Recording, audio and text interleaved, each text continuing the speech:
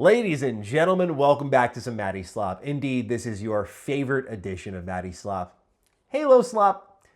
God, I hate loving this franchise. I really do. You know, they make it so difficult. They make it so difficult because today we do have some fun news to open things up with, but we're going to get into that tried and true conversation. No, not the one of like, does 343, now Halo Studios, understand what Halo is? We're not even getting into that part, the creative part. We're getting into staff issues again because that has been all we have heard from 343 now Halo Studios for a stupid long time. You know, it's just constant. And I hope, like, anyone from Xbox, please pass this along to Asha Sharma, who seems to be just very recipient to her great community. Please do something about this. I am begging you, girl. Look how close I'm getting to the camera. I'm begging you. Please figure something out because this cannot keep happening. If there's one true thing that Phil Spencer said, one lie that was not told, it was that when Xbox loses or when Halo loses their way, so does Xbox. So friggin' true, dude. Ever since 343 inherited this franchise, Xbox has been a disaster. And I just look at it again. I bring this up. Yeah, age-old talking point. I don't give a shit, dude. When you look at what is going on with Mario, you look at what's going on with PlayStation flagship IP, dude, they're great. Movies are great, shows are great, games are doing well. I'm not saying all the fans are happy because you could argue like, Last of Us with Season 2.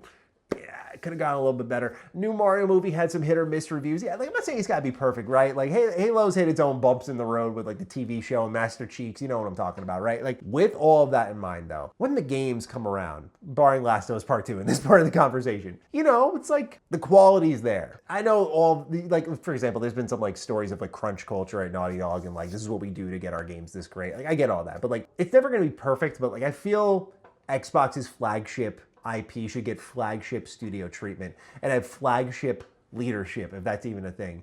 Doesn't seem that's the case.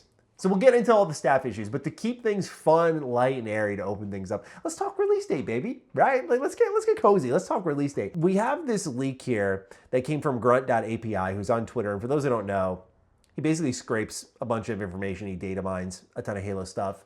And so it appears that we have the release date for Halo Campaign Evolved. He puts it up in a cryptic way, math equations, people solve the math equations, and the release dates you get as covered by Insider Gaming in this screenshot here.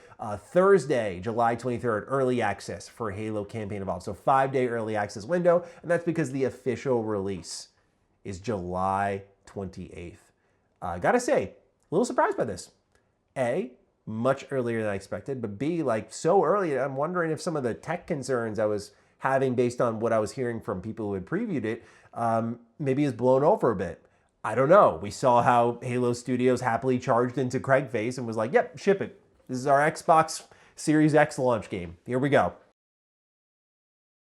I was surprised to see this be so early, though, in all seriousness, because when it came to Halo Campaign Evolved, I thought this would be like a November 15th thing. I know GTA's looming, but I was thinking like maybe a little bit early November, again, because of tech concerns. Like this is their first Unreal Engine game. A lot of people who previewed it were like, yeah, it's not like really the best running thing. And like, it's still got time, sure. But like, again, I think of Craig Face and tech concerns with Infinite and how they barely landed that plane. So I thought they might need some more time. So again, it's so early compared to that time window I was expecting my brain that I'm thinking like, was this always the plan? That should be a little reassuring somehow. So there was that aspect to it all, right? Was that release date. But again, I always thought it was going to link up with like the anniversary of Halo Combat Evolved, which was November 15th, because it's Xbox's 25th anniversary. It seems like this is just kind of the perfect pairing. And also they got a new Halo game, new Fable game, new Gears game, new Forza game. Like the Horsemen are going this year. So why not just line it up with the ideal date? But I think GTA has other plans, and that might be why Xbox is like, this works just fine for us. We're in the same year, 25th anniversary. That's good enough for us. That's good enough for the history books. So that's your good news for the video, all right? I wanted to like, soften us up a little bit. Okay, that feels good to know. Well, beyond that, we've got a report from Rebs Gaming, the homie, and he's got a video titled Verifying Halo Studios Leadership Problems. It's an exclusive report. And he does great work here because he's got publicly corroborating information with the recent claim from Glenn Israel on top of his own information that he adds in here. Now, for those who have not caught up, basically October, I believe it was last year, Glenn Israel put out a very ominous post on LinkedIn saying like, Take evidence when necessary. I'll speak when I'm ready, but I got a lot to say about Halo Studios. Again, this isn't the first time we've heard about staff issues, but to me, it's like, okay, let's just wait and hear him out. Oh boy, this dude comes in with a novel on LinkedIn. We covered on the Mr. Matty Plays channel, and it looks really bad. It's like a lot of serious claims, and like he's like, it seems like it's getting legal now. It's like it's like I hereby claim under this code and this like he's going for it. So no doubt this is gonna probably end up in court at some point, I feel. One thing that Glenn Israel had claimed, who is the former art director at Halo Studios, was that his role was characterized as redundant. And then that was at the end of 2025. And then somehow his role came back and someone was hired for it, cronyism. And then also there was just rampant, like with cronyism, like just people being favorited into positions. And it's like, it happened. You'll see the evidence here. It's like, it's pretty bad that there are more exits as well. He deduced here, like it's bad, but it all comes down to that claim from Glenn Israel and kind of publicly corroborating that information. So I recommend you give it a read. But otherwise, we've got a few things that Rebs Gaming picked up here that I wanted to talk a bit about.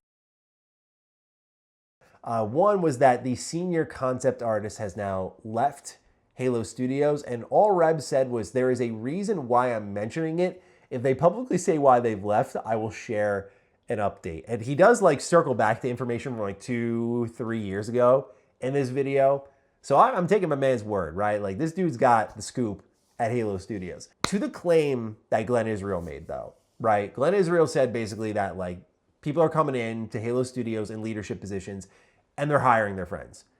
Nepotism at its finest. I'll get into that in a whole separate conversation in a moment here. Mind you, as we go through some of these, that these are art team leads. So there's the art director in Chris Matthews, and all of these new team leads he formerly worked with. The studio tech art director, the cinematic director, the lead concept artist. Notice how I just mentioned the senior concept artist just left. So the lead concept artist filled in by a former friend of Chris Matthews, who, again, Rebs Gaming shows in his post here, there are literally moments where this guy, Chris Matthews, is like, I would hire them again in a heartbeat, which I'll get into. Like, again, there's two sides to this story. No doubt about it. But again, lead concept artist, environmental art lead. Okay, so 4 team leads filled in by Chris Matthews' friends, right? A lot of these dudes and chicks, ex-Turn 10 employees, keep in mind that like half of Turn 10 was just whittled down by the end of last year. But also keep in mind, Halo is being built on Unreal Engine. So it's not like they were inheriting some technical know-how by getting ex-Turn 10 employees here. It does feel a little bit like homie lost the job, hook the homie up. It does read a little bit like that on paper. At the same time, this is how a lot of, I mean, what we're seeing here, I don't view it as an exclusive Halo Studios issue, personally. This is a problem that drips throughout the entire industry. It absolutely is an industry of who you know. It really is, and who you butter up. It makes me sick, don't get me wrong. I wish it were not like that. I don't participate in that shit. I know plenty of people who don't and don't want to play ball with that.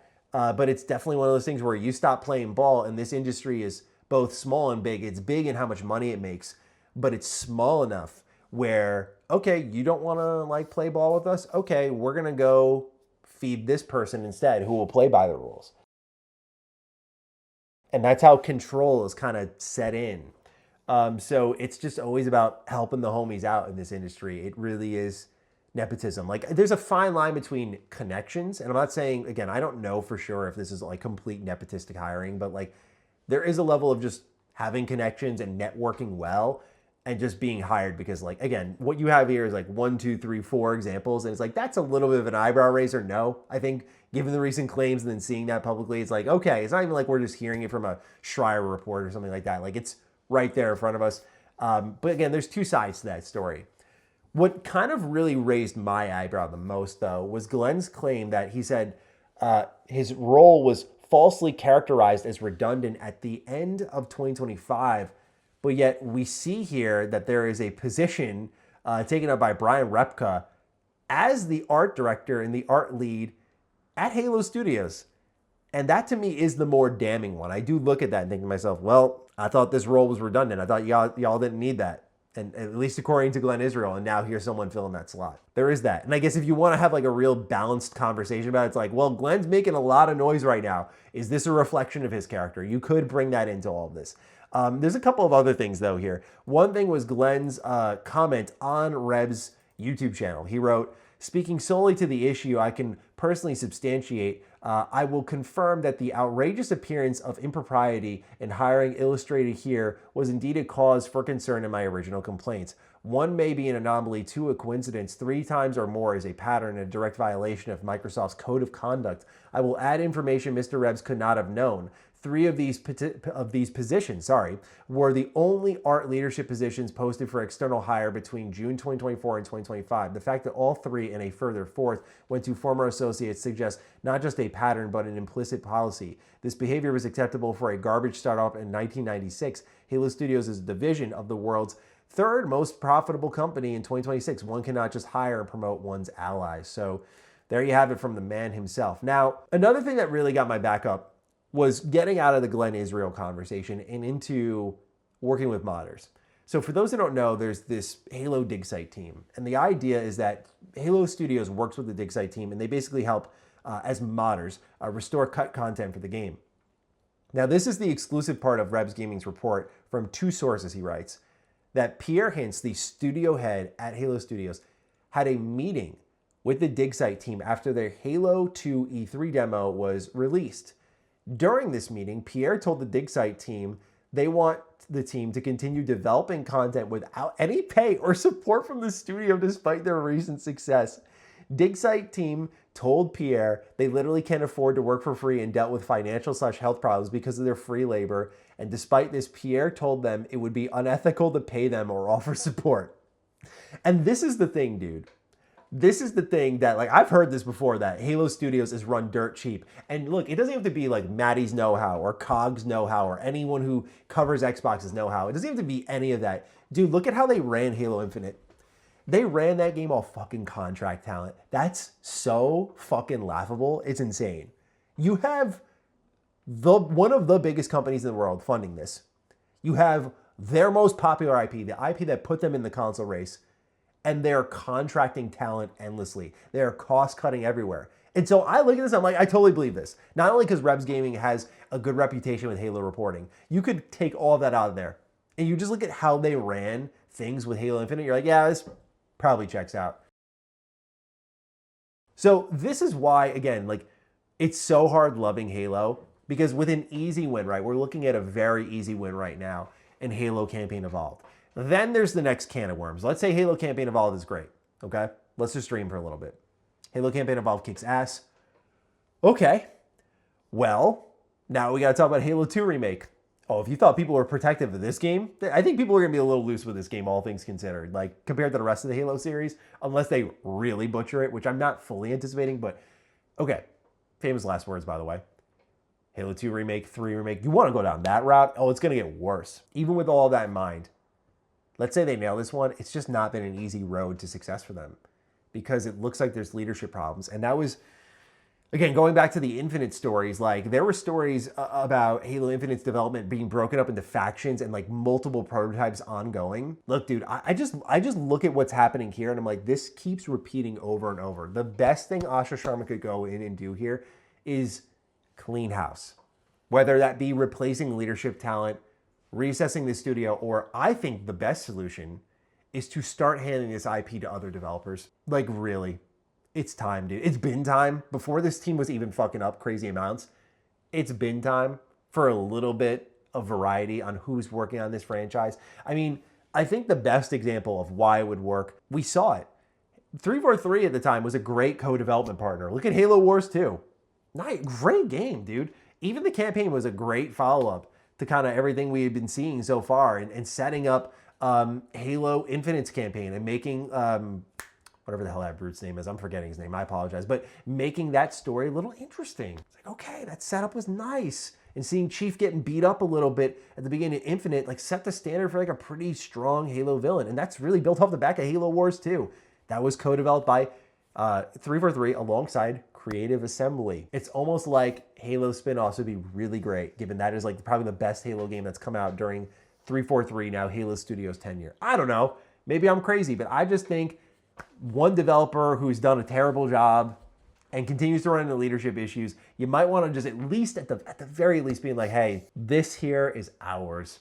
And we're going to hand it out to some other people. You get to work on the main line, sure, have at it, fuck that up if you want. But like, you know, we're going to work on partnerships, finding new homes for this. Like, hey, I look at how Arrowhead's fiercely remaining, you know, second party, maybe third party, committing to multi-platform for their next game. So I guess they're not really going to get bought out by PlayStation, nor would I think they want to based on how PlayStation's have been moving lately. So it's like, okay, can you do something with Halo and them? If a man could dream. People have always said Halo and id makes a lot of sense. I think depending on the character you're playing as, sure, you can't play as Chief moving that fast. You need to kind of think of like the character and very specific type of game there, because Halo has a very unique, even with Sprint, a unique move set and feel to it. So I think they'd have to be careful with that. I always thought about like a Halo survival horror against the Flood would be really sick. So, I mean, that's like 3 ideas there. And I haven't even read the books where I'm sure it's just littered with great ideas. Spin-offs of stories, of just like focused narratives on certain characters like Sergeant Johnson, which we're going to get a little bit of in these prequel missions apparently. As you can tell, the enthusiasm's still there. Like, you know, all the ideas are here. I don't know how, like, we're just stuck with this, man. Like, the series deserves so much better. We shouldn't just be seeing this every time a new game comes around. Have you noticed that? Like, every time a new game comes around, here come all the shitty reports about the studio. Just some things never change. Anyway, ladies and gentlemen, that's all I've got for you on Halo Studios. Let me know what you're thinking down below. Thanks for stopping by. Peace out.